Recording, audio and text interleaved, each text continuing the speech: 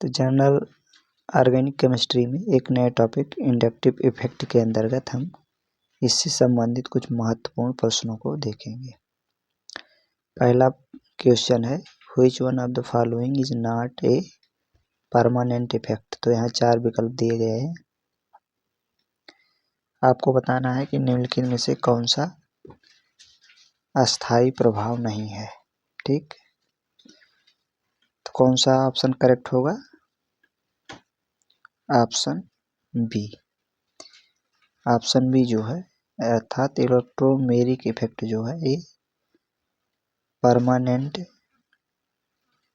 Effect नहीं है, क्योंकि इलेक्ट्रोमेरिक इफेक्ट एक अस्थायी प्रभाव है जो तब तक रहता है जब तक कि अटैकिंग रीजेंट मौजूद रहता है।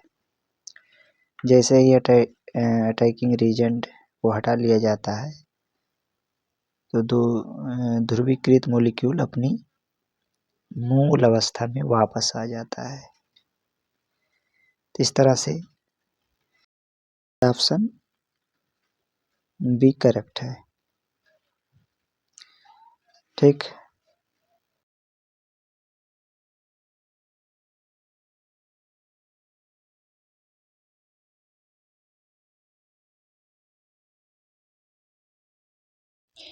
नेक्स्ट क्वेश्चन है, which one of the following is a permanent effect. तो यहाँ 4 ऑप्शन दिए गए हैं, आपको बताना है निम्नलिखित में से कौन सा एक अस्थायी प्रभाव है, अर्थात परमानेंट इफेक्ट है। तो इसमें से कौन सा ऑप्शन करेक्ट होगा? ऑप्शन ए करेक्ट है, अर्थात इंडक्टिव इफेक्ट। क्योंकि इंडक्टिव इफेक्ट एक परमानेंट इफेक्ट है जो कि सिग्मा बॉन्ड द्वारा प्रदर्शित होता है और ये दूरी बढ़ने के साथ साथ जो है इसका प्रभाव कम होता जाता है। ठीक, तो इस तरह से करेक्ट ऑप्शन होगा ऑप्शन ए, इंडक्टिव इफेक्ट।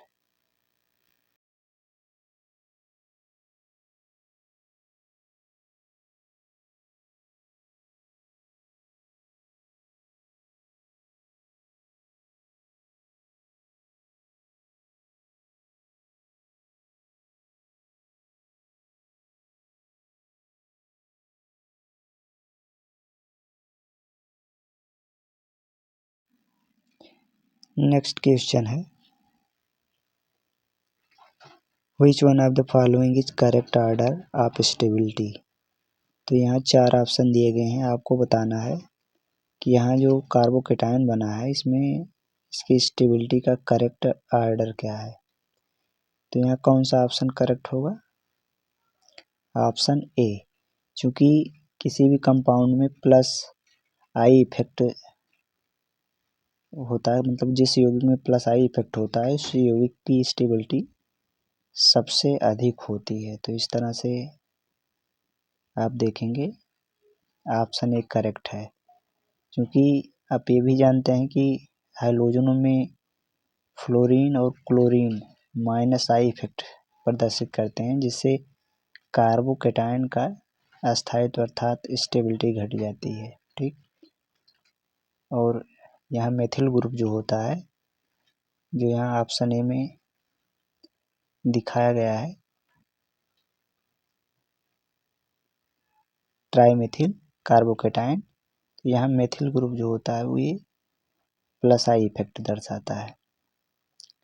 ठीक, तो इस तरह से इसका प्लस आई इफेक्ट होने के कारण अस्थायित्व तो सबसे ज़्यादा होता है। नेक्स्ट क्वेश्चन है, which one of the following acid is the weakest. तो यहाँ 4 ऑप्शन दिए गए हैं, आपको बताना है निम्नलिखित अम्लों में से कौन सा अम्ल सबसे वीक एसिड है, सबसे कमजोर अम्ल है। तो यहाँ ऑप्शन ए करेक्ट होगा, एसिटिक एसिड।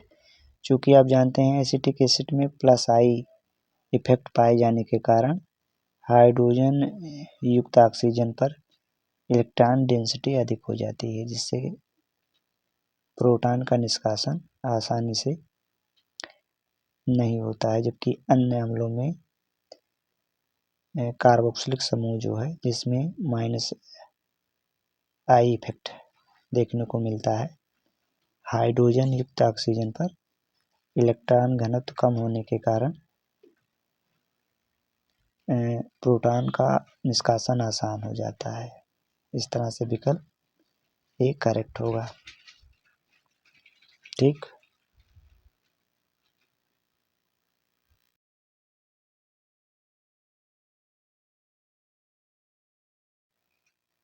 नेक्स्ट क्वेश्चन है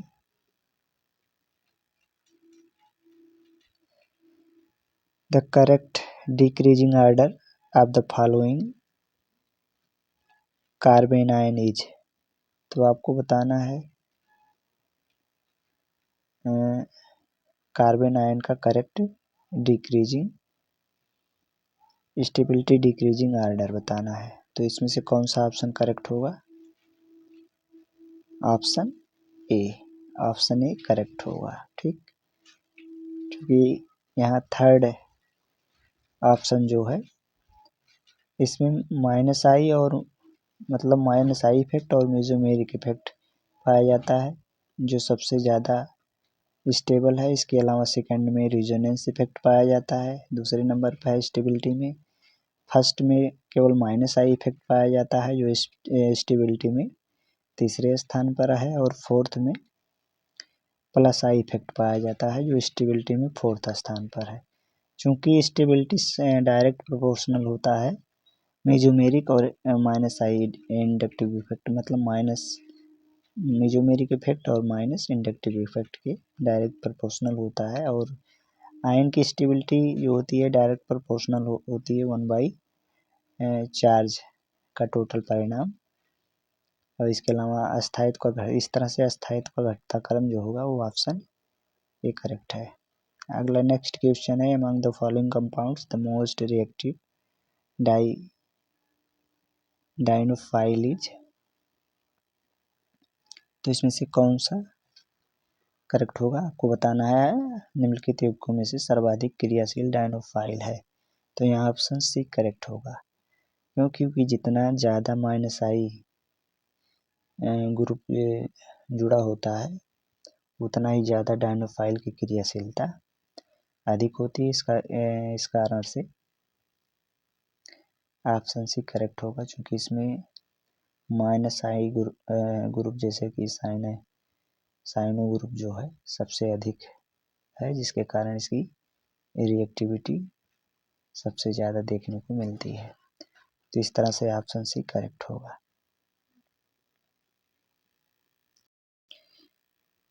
नेक्स्ट ऑप्शन होगा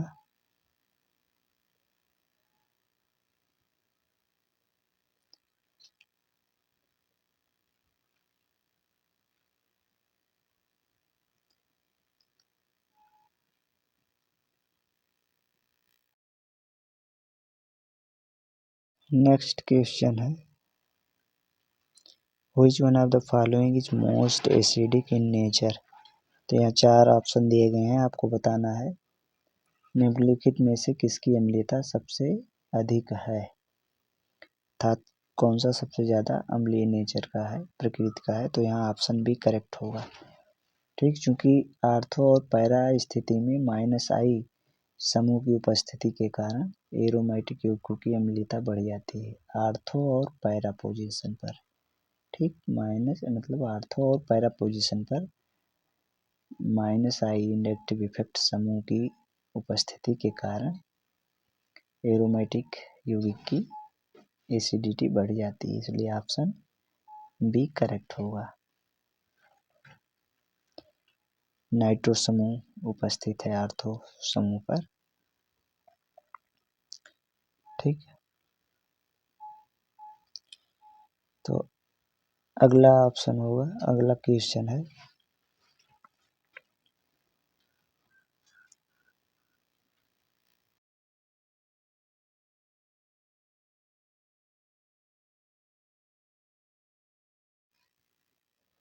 नेक्स्ट क्वेश्चन है which one of the following compounds has most acidic hydrogen atom. तो आपको इसमें बताना है निम्नलिखित में से किस यौगिक में सबसे अधिक अम्लीय हाइड्रोजन परमाणु है। तो कौन सा ऑप्शन करेक्ट होगा? Option D. चूंकि इन चारों विकल्पों में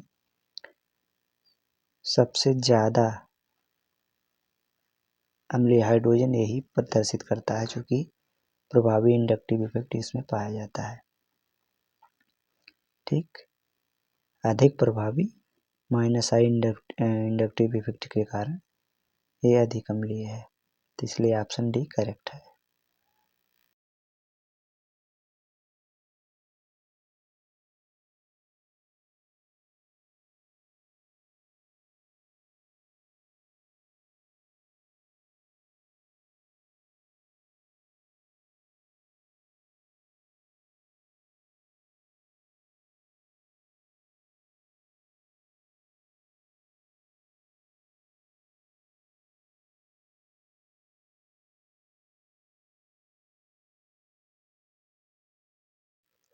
नेक्स्ट क्वेश्चन है,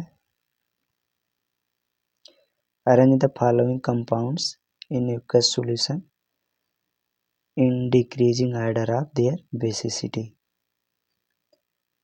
तो आपको बताना है निम्नलिखित यौगिकों में जलीय घोल को उनकी क्षारीयता के घटते क्रम में व्यवस्थित करने के लिए कह रहा है। ठीक, तो करेक्ट ऑप्शन कौन सा होगा? Option C. ठीक, ऑप्शन सी करेक्ट होगा।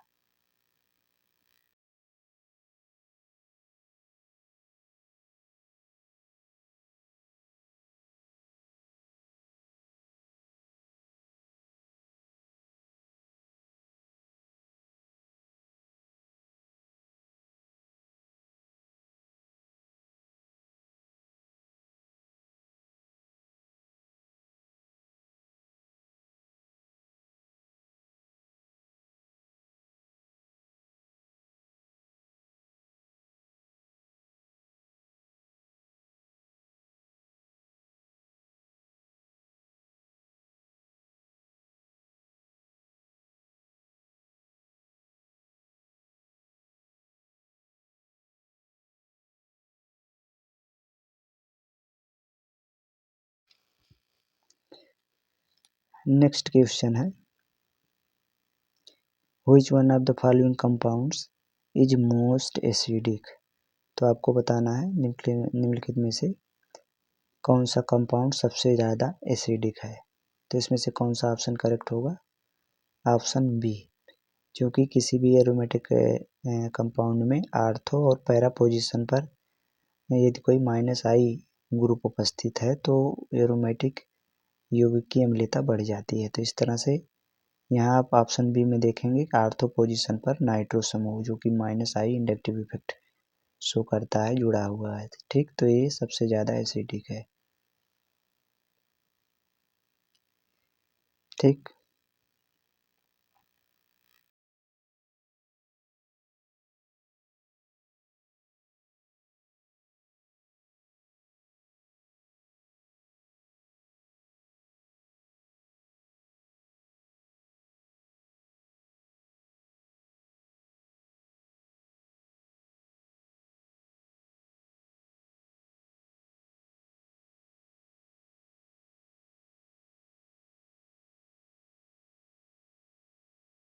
नेक्स्ट क्वेश्चन है, in the following 3 nitrogen containing compounds select the correct sequence of decreasing basicity using the answer code given below.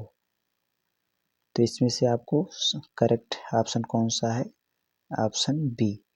मतलब ये पूछ रहा है निम्नलिखित 3 हाइड्रोजन युक्त यौगिकों में नीचे दिए गए कोड का प्रयोग करके घटती हुई क्षारीयता का सही क्रम चुनिए। तो यहाँ विकल्प बी करेक्ट होगा।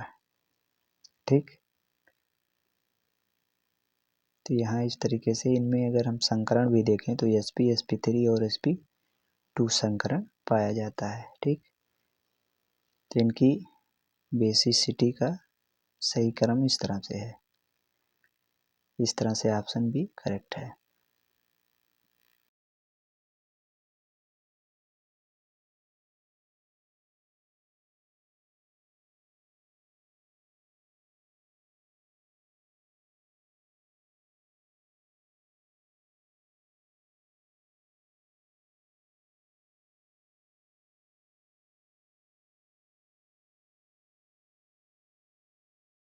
नेक्स्ट क्वेश्चन है,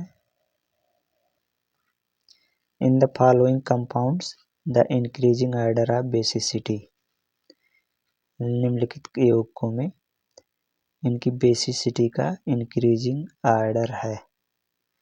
तो 4 विकल्प दिए गए हैं नीचे ABCD करके, इसमें सबसे करेक्ट विकल्प डी होगा, यानी पहले 4 फिर 3 फिर 2 फिर 1।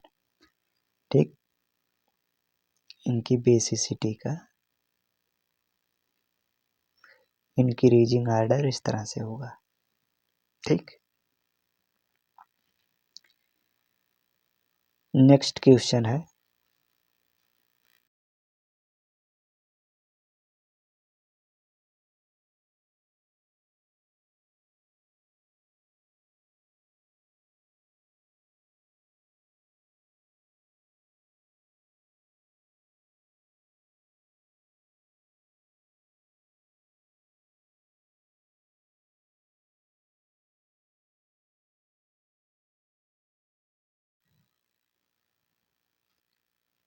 नेक्स्ट क्वेश्चन देखते हैं।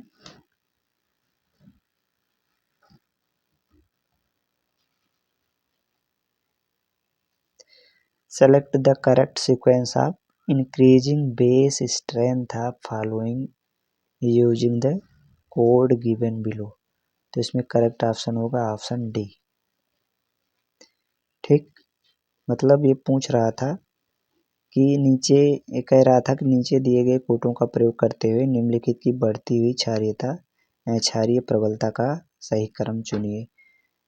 ठीक, तो यहाँ ऑप्शन डी करेक्ट होगा। ठीक, क्योंकि अनसैचुरेटेड एमीन जो होते हैं वो सैचुरेटेड एमीन की अपेक्षा अधिक क्षारीय होते हैं। ठीक, और इलेक्ट्रॉन मुक्त करने वाला समूह चूँकि जानते हैं कि क्षारीयता के क्रम में सबसे प्रबल होता है, सबसे प्रबल माना जाता है।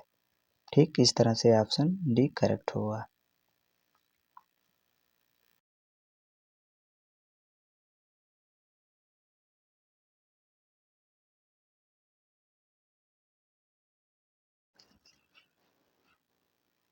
नेक्स्ट क्वेश्चन है, following is the list of 4 acid, select correct sequence of decreasing acid strength using the answer code given below. ठीक, तो यहाँ कौन सा ऑप्शन करेक्ट होगा इसमें? Option A. मतलब ये कह रहा है कि नीचे के 4 अम्लों की सूची दी गई है, दिए गए उत्तर कोटि का प्रयोग करते हुए अम्लों के घटते हुए अम्लीय प्रबलता क्रम का चयन कीजिए। तो इस तरह से ऑप्शन जो है ऑप्शन ए करेक्ट होगा। ठीक, सबसे पहले आर्थो नाइट्रोबेंजोइक एसिड, फिर पैरा नाइट्रोबेंजोइक एसिड, फिर मेटा नाइट्रोबेंजोइक एसिड, फिर बेंजोइक एसिड। ठीक, ये है इनके स्ट्रेंथ की डिक्रीजिंग ऑर्डर,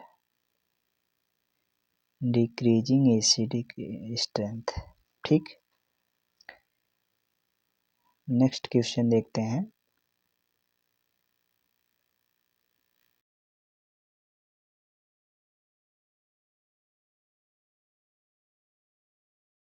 नेक्स्ट क्वेश्चन है, which of the following is the strongest acid. ये 4 ऑप्शन दिए गए हैं, आपको बताने हैं कि निम्न में प्रबलतम अम्ल कौन सा है। तो करेक्ट ऑप्शन कौन सा होगा? ऑप्शन ए। क्योंकि अम्लों की प्रकृति एल्किल समूह की श्रृंखला बढ़ने के साथ घटती है। ठीक, तथा अधिक विद्युत ऋणात्मक तत्वों या समूह के जोड़ने से अम्लीय प्रकृति बढ़ती है।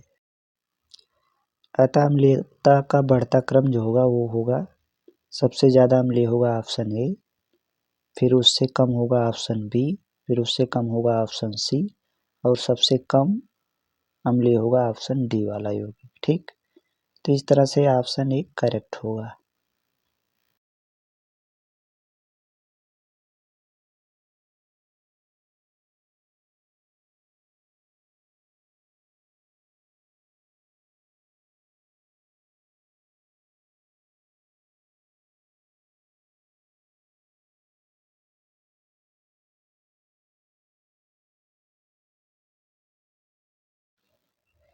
नेक्स्ट क्वेश्चन है which of the following is most acidic in nature. तो आपको बताना है कि निम्नलिखित में से या निम्न में से कौन प्रकृति में सबसे अम्लीय है। तो कौन सा ऑप्शन करेक्ट होगा। 4 ऑप्शन दिए गए हैं, तो कौन सा होगा। Option D. ऑप्शन डी इसमें करेक्ट होगा। ठीक, क्योंकि अभी पिछले वीडियो में हमने बताया था कि किसी कार्बनिक यौगिक में यदि -I इंडक्टिव इफेक्ट वाला समूह आर्थो और पैरा पोजीशन पर जुड़ा हुआ हो तो वो ज़्यादा अम्लीय होता है, अर्थात उसकी अम्लीयता को बढ़ा देता है। तो इस तरीके से ऑप्शन डी में आप देखेंगे पैरा नाइट्रोबेंजोइक एसिड है, जहाँ पैरा पोजीशन पर नाइट्रो समूह जुड़ा हुआ है। तो इस तरह से सबसे ज़्यादा अम्लीय होगा option D, para nitrobenzoic acid.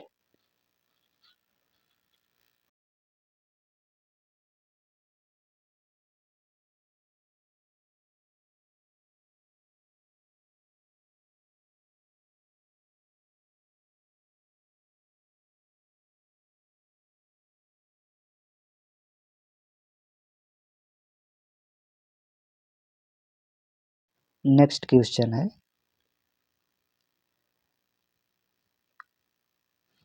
Which one of the following compounds is least basic.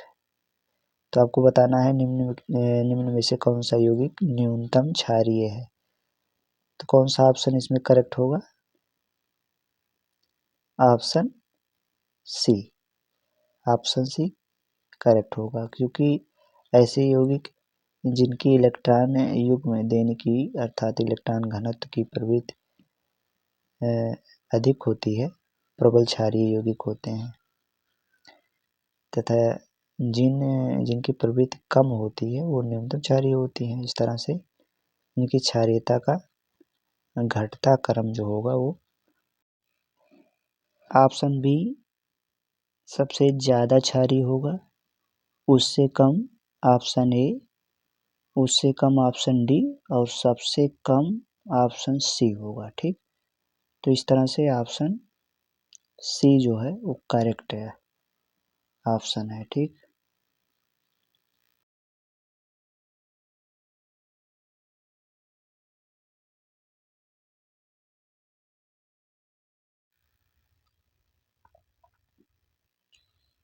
Next question है which one is the strongest base among the following.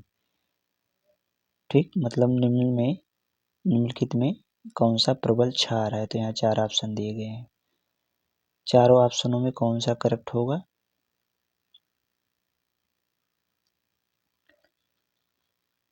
Option C. ठीक, चूँकि यहाँ जो चारों ऑप्शन दिए गए हैं इसमें एनियन डाई मिथाइल एनिलीन जो है वो सबसे प्रबल क्षार है, उसके बाद एनिलीन है, उसके बाद आ जाता है 2,4,6 tri nitro anion di methyl aniline आएगा, उसके बाद आएगा 2,4,6 ट्राई नाइट्रो एनिलीन। ठीक, तो इस तरह से करेक्ट ऑप्शन जो होगा ऑप्शन सी होगा, एनियन डाई मिथाइल एनिलीन। ठीक,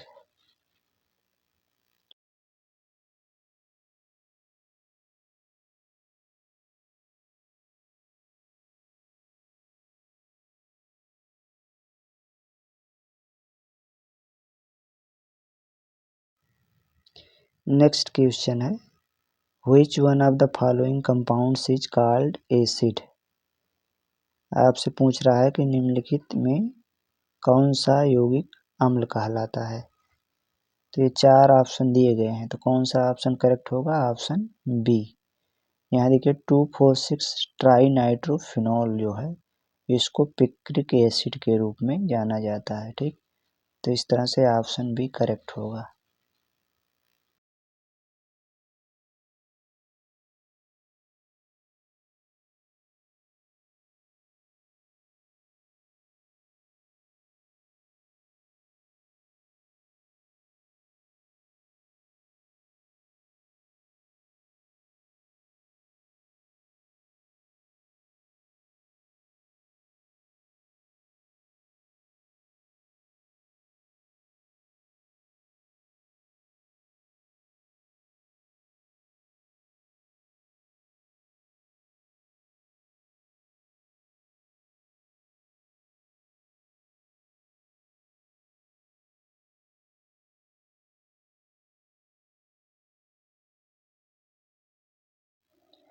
नेक्स्ट क्वेश्चन है which one of the following compounds will be dehydrated most readily.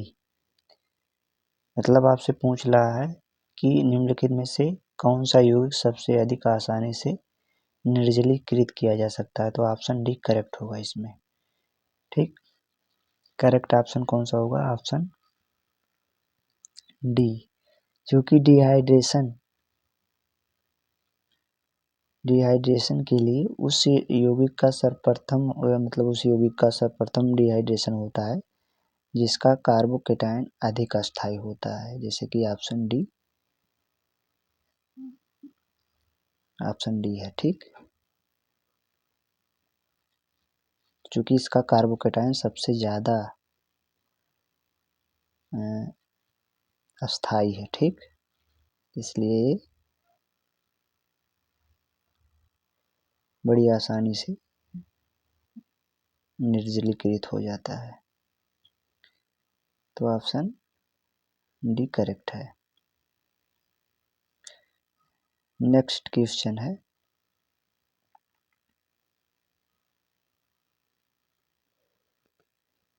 In the following compounds the decreasing order of acidity is. तो यहाँ 4 ऑप्शन आपको दिए गए हैं, आपको बताने हैं कि यौगिकों में अम्लीयता का घटता क्रम कौन सा है। तो यहाँ ऑप्शन सी करेक्ट होगा। ठीक, ऑप्शन सी करेक्ट है। ठीक, मतलब सबसे ज़्यादा एसिडिक जो होगा वो ऑर्थो हाइड्रॉक्सी बेंजोइक एसिड होगा, उसके बाद होगा मेटा हाइड्रॉक्सी बेंजोइक एसिड, उसके बाद होगा पैरा हाइड्रॉक्सी बेंजोइक एसिड, उसके बाद होगा बेंजोइक एसिड। ठीक, तो इस तरह से ऑप्शन सी करेक्ट है।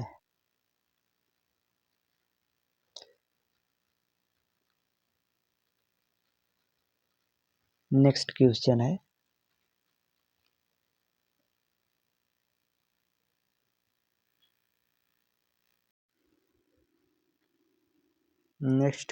है which one of the following has highest basic character in solution. तो आपसे पूछ रहा है कि निम्नलिखित में से किस विलेन में क्षारीय गुण उच्चतम है। 4 विकल्प दिए गए हैं, कौन सा करेक्ट होगा? Option D. नेक्स्ट क्वेश्चन है which of the following is the weakest acid. तो आपको 4 ऑप्शन दिए गए हैं, बताना है निम्नलिखित में से सबसे दुर्बल अम्ल कौन सा है। तो ऑप्शन डी करेक्ट होगा। ठीक, ऑप्शन डी इसमें करेक्ट होगा, क्योंकि फिनॉल लगभग उदासीन प्रकृति का होता है और दिए गए यौगिकों में अम्लीयता का क्रम इस तरह से सबसे ज़्यादा एसिडिक जो होगा वो ऑर्थो हाइड्रॉक्सी बेंजोइक एसिड होगा, उसके बाद होगा मेटा हाइड्रॉक्सी बेंजोइक एसिड, फिर होगा पैरा हाइड्रॉक्सी बेंजोइक एसिड और सबसे लास्ट में होगा फिनॉल। ठीक, तो इस तरह से सबसे दुर्बल सबसे वीक एसिड जो होगा वो फिनॉल होगा, लगभग उदासीन प्रकृति का। ठीक, तो ऑप्शन डी करेक्ट होगा।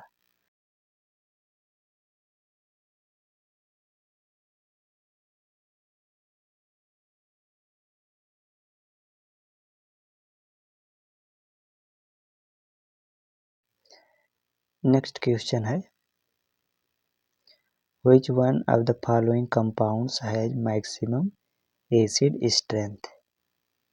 तो 4 विकल्प दिए गए हैं, आपसे पूछ रहा है कि निम्न यौगिकों में से किसकी अम्लीय शक्ति सबसे अधिक है। तो यहाँ ऑप्शन भी करेक्ट होगा।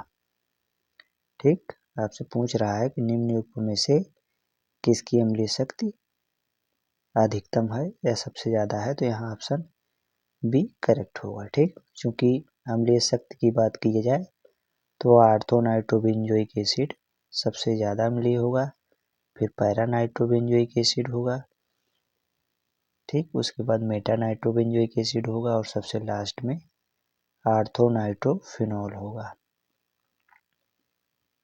ठीक, तो इस तरह से ऑप्शन बी करेक्ट होगा।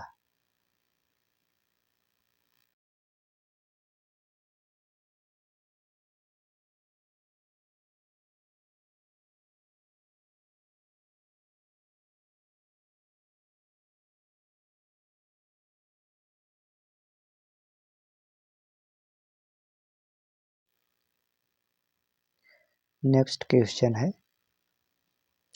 The decreasing order of the following amine of their basic strength in vapour phase is. तो यहाँ 4 ऑप्शन दिए गए हैं, इसमें से करेक्ट ऑप्शन कौन सा होगा? तो कौन सा ऑप्शन करेक्ट होगा?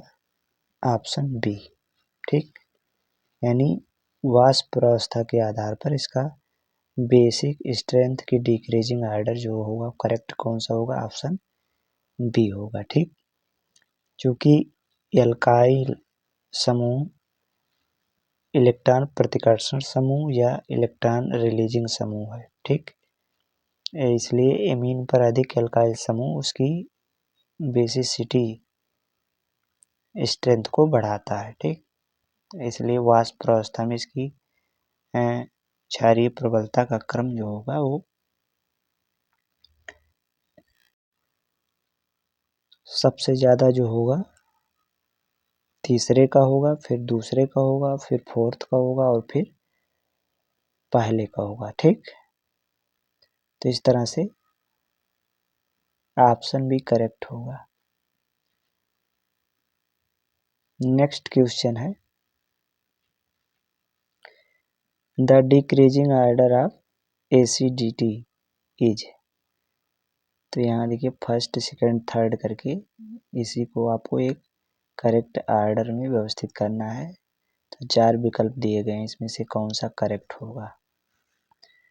ठीक, तो ऑप्शन ए करेक्ट होगा। ठीक, ऑप्शन ए क्या होगा? करेक्ट होगा। आपसे पूछ रहा था ये कि अम्लीयता का घटता क्रम करेक्ट है, अम्लीयता का घटता क्रम क्या होगा? ठीक, चूँकि देखिए कार्बोक्सिलिक एसिड पर इलेक्ट्रॉन रिपल्सन समूह जो होता है कार्बोक्सिलिक अम्ल की अम्लीयता को बढ़ा देता है। ठीक, इस तरह से सबसे ज़्यादा अम्लीय जो होगा वो थर्ड वाला होगा, फिर फर्स्ट होगा, फिर सेकंड होगा। इस तरह से ऑप्शन ए करेक्ट होगा। ठीक, नेक्स्ट क्वेश्चन देखते हैं,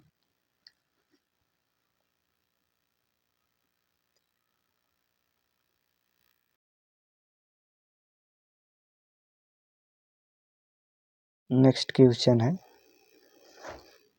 स्ट्रॉन्गेस्ट एसिड इज, मतलब प्रबलतम अम्ल है। ये 4 विकल्प दिए गए हैं, इसमें से करेक्ट कौन सा होगा? करेक्ट होगा ऑप्शन ए फार्मिक एसिड। ठीक, चूँकि एल्किल समूह की संख्याएं जो होती हैं वो शाखाएं जो एल्किल समूह की शाखाएं जो होती हैं ज़्यादा होने के कारण उसमें पॉजिटिव इंडक्टिव इफेक्ट पाया जाता है। ठीक, और आप जानते हैं जो इलेक्ट्रॉन को त्यागता है जिसके कारण वह कम अम्लीय नेचर का होता है, जैसे एसिटिक एसिड हो गया, प्रोपेनोइक एसिड हो गया, स्टेरिक एसिड हो गया। ठीक, इसमें धनात्मक प्रेरणी प्रभाव पाया जाता है, जबकि फार्मिक अम्ल जो है उसमें धनात्मक अर्थात पॉजिटिव इंडक्टिव इफेक्ट मतलब प्लस आई इफेक्ट जो होता है नहीं पाया जाता है। ठीक, इसमें कौन सा इफेक्ट पाया जाता है? माइनस आई इफेक्ट पाया जाता है जो इलेक्ट्रॉन को एक्सेप्ट करता है। ठीक, इस तरह से फार्मिक अम्ल जो होगा वो ज़्यादा अम्लीय होगा। नेक्स्ट क्वेश्चन है, the strongest acid of the following is. तो यहाँ 4 विकल्प दिए गए हैं, आपको बताना है प्रबलता मामला कौन सा है निम्न में प्रबलता मामला। तो यहाँ ऑप्शन ए करेक्ट हो जाएगा। ठीक, क्योंकि यहाँ देखिए यहाँ माइनस आई इफेक्ट पाए जाने के कारण ये जो होगा सबसे प्रबल अम्ल होगा। ठीक, क्योंकि माइनस आई इफेक्ट में परमाणु या समूह जो हाइड्रोजन से अधिक प्रबलता से इलेक्ट्रॉन को आकर्षित करते हैं वो माइनस इंडक्टिव इफेक्ट दर्शाते हैं। ठीक, और माइनस इंडक्टिव इफेक्ट उत्पन्न होने के कारण समूह की तीव्रता का क्रम जो होता है आप जान एक चार्ट के रूप में, जिसे हम अगर पिछली वीडियो में हमने बताया है, अगर आप इसके बारे में डिटेल से जानना चाहते हैं तो हमारी जो इंटर लेवल के वीडियोज हैं उसको आप देख सकते हैं। तो नेक्स्ट क्वेश्चन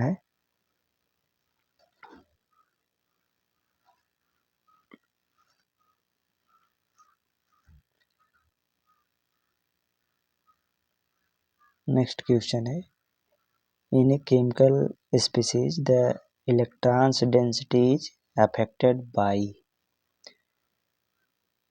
तो क्रियाधार में अभिक्रिया स्थल पर इलेक्ट्रॉन का घनत्व प्रभावित होता है। तो इसमें से 4 ऑप्शन दिए गए हैं, कौन सा करेक्ट होगा? ऑप्शन डी अर्थात इंडक्टिव इफेक्ट। ठीक, क्योंकि क्रियाधार जो होता है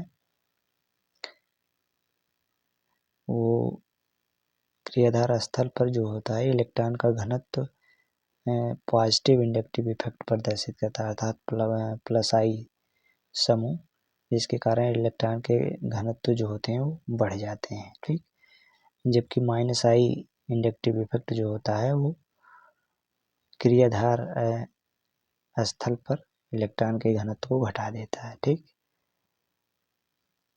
इस तरह से विकल्प डी जो होगा वो करेक्ट होगा।